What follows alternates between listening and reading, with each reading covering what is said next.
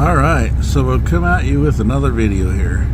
It is cold and windy outside. I'm backed up to my trailers, found them, checked the bin. I'm going to go over that right now on the VIN. Alright, so the numbers are usually right here on the tongue as far as the sticker. But there's also a number on the frame, usually right along here somewhere. Somewhere it's stamped along the frame.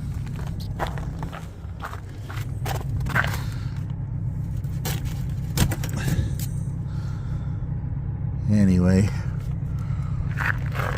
I've had a lesson taught to me as far as checking the number on the frame versus the one on the card on the side, because I have had a trailer that I ended up taking back because the number on the frame was different than the number here. They put the wrong sticker on the trailer, but I didn't have a title or anything for the one that I was delivering. So this is the 453359. Also down here,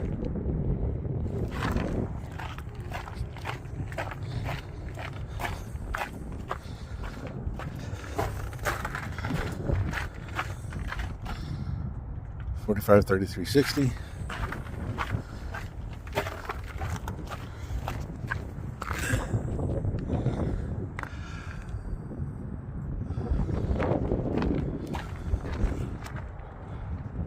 So another thing I do, I make sure all of these doors are locked. Everything looks good. I usually check my tires and everything too. Oh, another thing too, I close these little valves.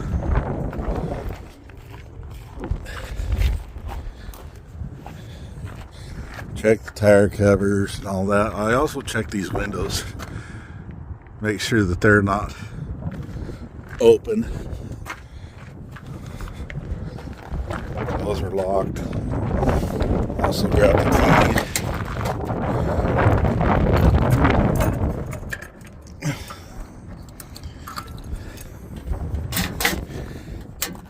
That's another thing too.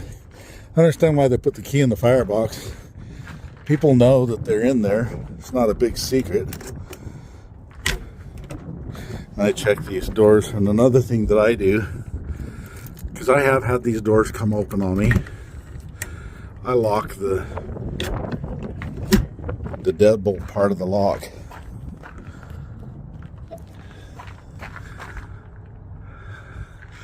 Again, I check these windows. I saw a guy one time, I felt bad for him, but he was hauling a trailer on a pickup and he had put plastic and tape over one of the windows, and I asked him what happened. He said it just opened up and blew out. Another thing I do too is I check these lids, and I also check, there's a little bungee down here. Sometimes they don't put the little bungees on. I go to Walmart and buy a package of them. And this looks like that has the batteries hooked up already inside here. But I buy a package of those little bungee cords, because I have lost one of these as well, and I've lost 2 or 3 of these little lids that go on top. Some places will charge you for that, especially this, they'll charge you for that. And then they'll charge you sometimes for this. Other times I've had them be like, yeah, don't worry about it.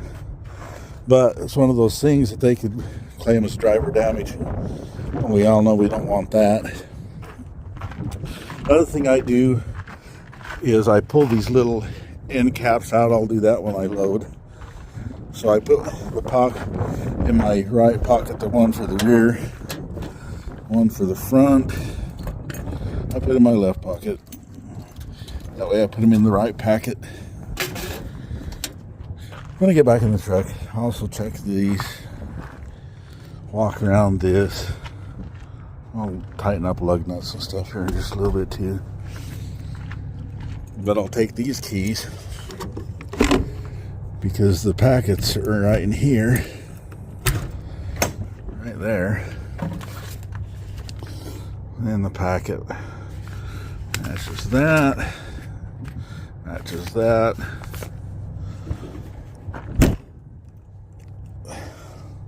Lock that. And same with the front. I lock the deadbolt and then put that handle back in front of the door. That's just in case the door pops open. I have had that multiple times. Also, check your glass on the front. Make sure there's no already rock chips there that you're going to get blamed for. Also on the front. This one here. Yeah, that one's got the battery in it. So that's cool. Hopefully they're not dead. But I got a jump pack if they are dead. So, got another valve open right here. A little stiff on that one. So I position myself as straight as I can. Our shuttle guys are pretty good. They put them pretty straight. But I position my trailer as straight right along with it. But I also try to get my distance from the end of my trailer to the front of that exactly perfect, because I want my center rail to be right in front of that leg, right in front of that jack, like literally right in front of it. I'll show you why here in a bit.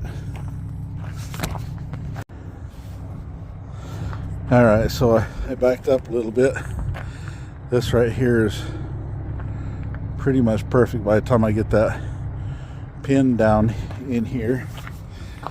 This will be exactly where I want it. I'm going to set this down and put the pin in.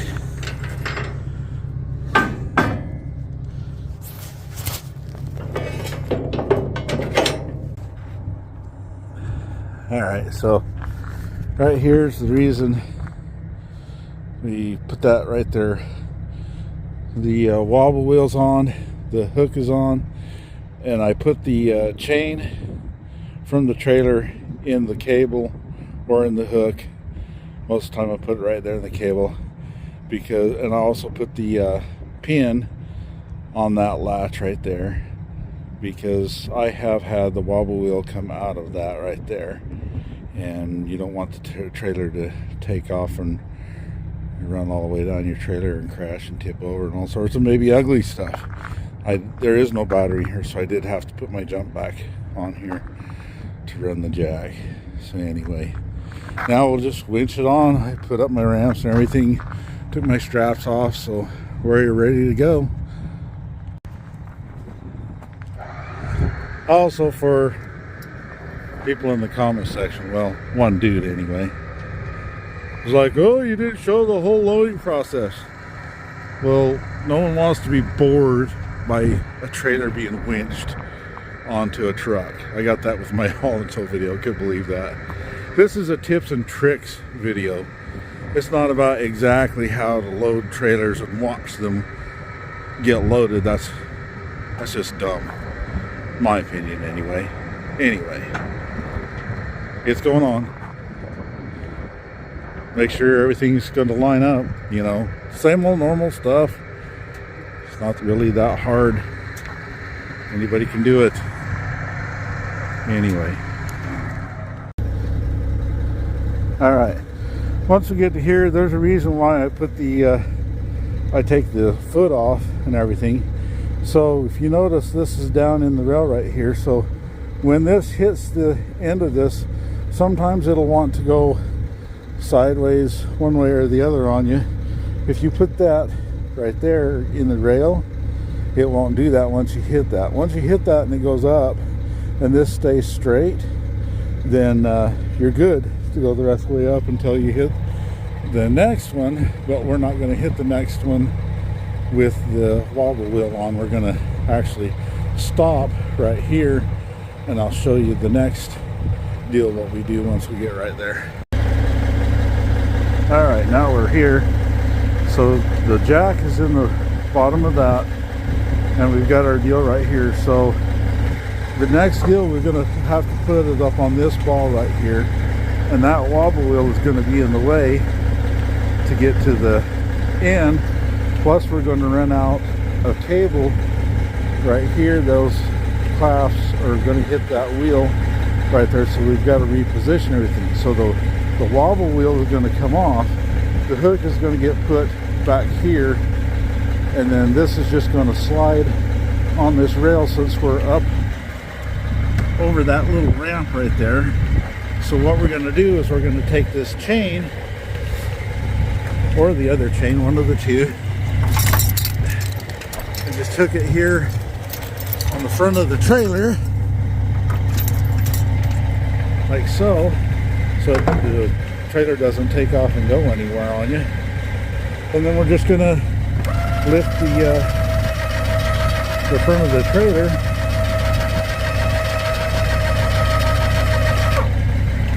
It sounds like my battery pack is complaining. Now we're going to let off the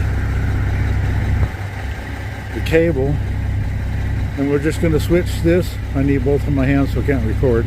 So I'll just take this hook and move it back right here behind the metal here, and then take her hook back off of here, and we're just going to slide the trailer up until we get over above that. Alright, just like that. Slid that.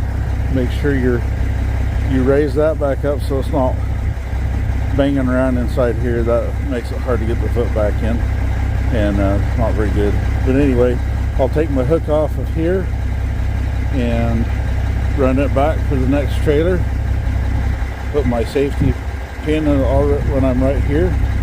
So unhook my chain, unhook my battery pack, set my battery pack off to the side, and we'll run the hook back. Alright, we've run the cable back here, put my ramps back up on the deck, and I strapped that unit down and picked up everything, so except for my straps. I got one there and one on the other side. I used to do what was called a choo-choo train, so I did it mainly with cargo trailers because I'd load 4 or 5 of them sometimes. But what I would do is hook a strap to the front of that and put the regular wheel on that, and I'd pull both trailers onto the trailer, or 3 trailers or whatever, so I didn't have to back up. So here what I got to do is I got to back right back up to that one, and that takes time. So it's just time-saving stuff that I used to do. I mean, you can do that if you want, but the consequence I had with that was spacing, and then I'd have to take stuff apart, stuff like that too. So, and then it wouldn't line up right, and I ended up having to get in the truck and steer it anyway to line it back up, because they're not all straight, no matter how straight they are. So it's just easier for me, especially just with 2 trailers, just to back up. Guess I should let you in on the other secret too, on how to, get back. I use a strap. Sometimes I'll put the ramp down. Those ramps are a little bit longer, but gives you an idea if you just set something on the ground, about as long as what your ramps or stinger is. So see, I just kind of I just throw it down. I just eyeball it, kind of throw it down. So I'll just back up to the end of the trailers right here. Should be close. Alright, see how we did. Grab this on the way back, because it's all about saving steps. We don't want to go back and forth wasting a bunch of steps, because a bunch of steps cost you time, along with video, and you got to do things one-handed. Unless you're a really YouTuber and you hire somebody to edit and film you and all that jazz. Well, it's just me. Oh God. How's that for backing skills? Alright, so we just took our jump pack up to that and turned it on, set this down on my stand here and put that in. I'll put the safety thing back in there and I hook it on the frame, not on that. Usually what happens if you hook on that, then you can't get the front pin in because it's sticking up in the air. So this will just slide. The only place you have to watch is right here. Sometimes it will catch. You just gotta, make sure you're pretty well lined up with that. You might have to help it out with a screwdriver or something sometimes. But yeah, that's one of the things. But I set it down like that and I pull the pin once the weight's off of it. So then I just raise this up until it clears that. Well, hopefully it clears. Yeah, anyway, it'll be okay. One thing you gotta watch out for when you're doing this, so that came up right there. But you see how this is kind of going to the side a little bit? You don't want that to continue that because that could just fall right off.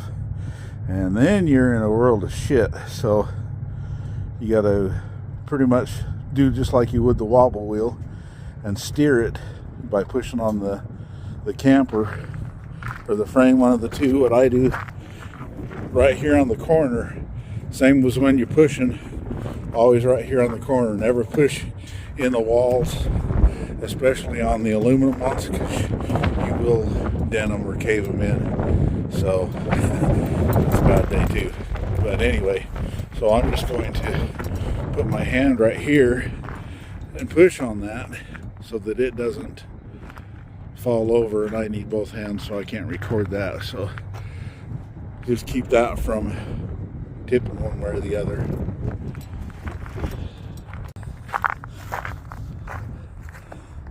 At this point also, I like to look down the trailer, make sure I'm going to be lined up so I don't have to, be off one way or the other. Since it was wanting to steer, looks like I am off just a little bit. So what I'll do, because this trailer doesn't have much room, you don't want it to be, close on one side to the edge and far away from the edge on the other side. So what I'll do is I'll go jump in the truck and I'll pull forward just a little bit. That direction looks like I need to go that direction, so I'll move it forward and kind of steer it just a little bit to go on there. Alright, that looks a lot better. I moved probably about 5 feet is all. You may ask, why don't you just use the stand like a wobble wheel? Because this stand just flops right over onto its side, leaves the belly of the camper sitting on your deck, and that's a bad day. So you want that thing to stay straight up and down. Here's a couple more things. So I got one of my pins through the center rail up there over the cable. And if I didn't, you can see the angle of that cable is that would be rubbing on the axles and all that underneath this trailer. You don't want that. So I put a pin, but I put it far enough forward here, so it's right here. So I still have, the end of the trailer's clear back here. So if I've got to pull the spare tire and the jack and everything off of here, then that still leaves me room, you know, to tuck things under if I've got to tuck things under. I don't believe I will with this. These are 26-foot trailers, both of them. I've got 50-foot of trailer, so plus I got 3 feet. I got my stinger almost all the way out, so I should have plenty enough room. Usually I walk it off, but with 2 trailers and they're only 26 foot, yeah, there's room. Another thing also, I put the leg, once it gets up somewhat level so you're not rubbing that jack in the bottom of the rail there, I put that in, and that just kind of helps it from wanting to go one way or another, so that tower stays straight up and down. It doesn't want to go anywhere on you.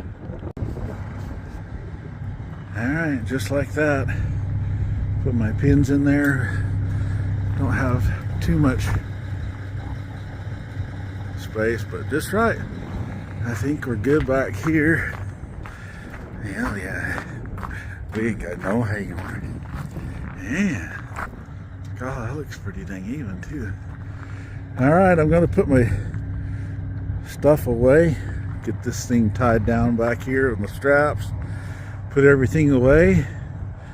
And call the customer. Now, this should be there. It's Saturday. So I'll call the customer. I'm not going to deliver this until after Thanksgiving. So I'm going to go home for Thanksgiving, and then we'll deliver after Thanksgiving. So there you go. And I'll load it up. Doesn't look too high. These kind of tall trailers. I wonder. I got a stick. You ain't got a height stick. You're just asking for trouble. They're about 130 bucks. You can get them over at Ace, or I think Dan's even has it.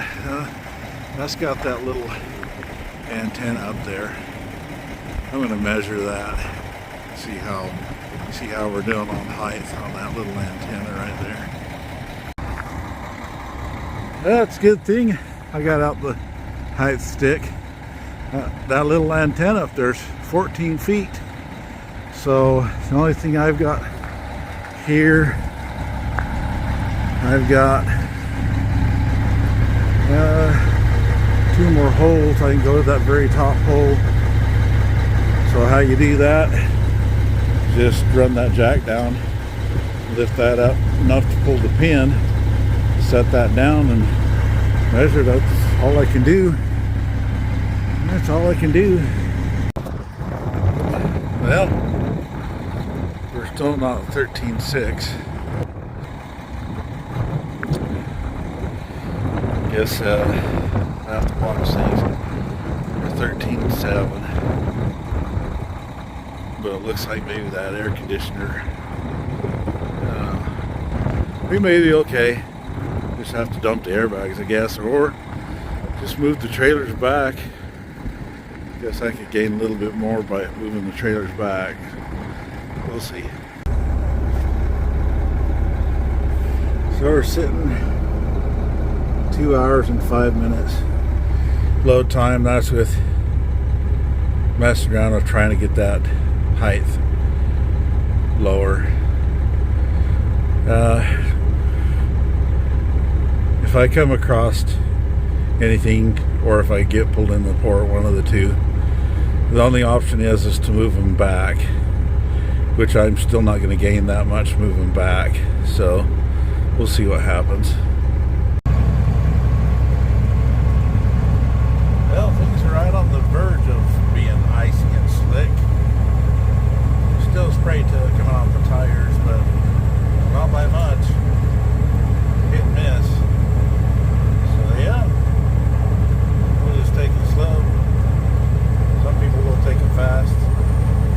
They could end up in the ditch. Anyway. Good morning, everyone. It's never a good thing when you see a puddle under your front of your truck. Yeah. Never ends, I suppose. Got a little dirty. Got a little salt. Or mag chloride, I suppose. Kind of the same thing. Magnesium. Fluoride. So we're off. We're gonna go take this to the house and then go to California because we're gonna have some turkey with the family. So we're off to do that. Get this leak figured out first. Then we'll be gone. You guys need to hit the like button if you like this video. Subscribe, please. I'd like to at least get 1,000 subscribers before the end of the year, if that's possible. Let me know in the comments what you'd like to see, how I can do better. I'm new at this, so we're just gonna keep trying. Anyway, have a good Thanksgiving if I don't talk to you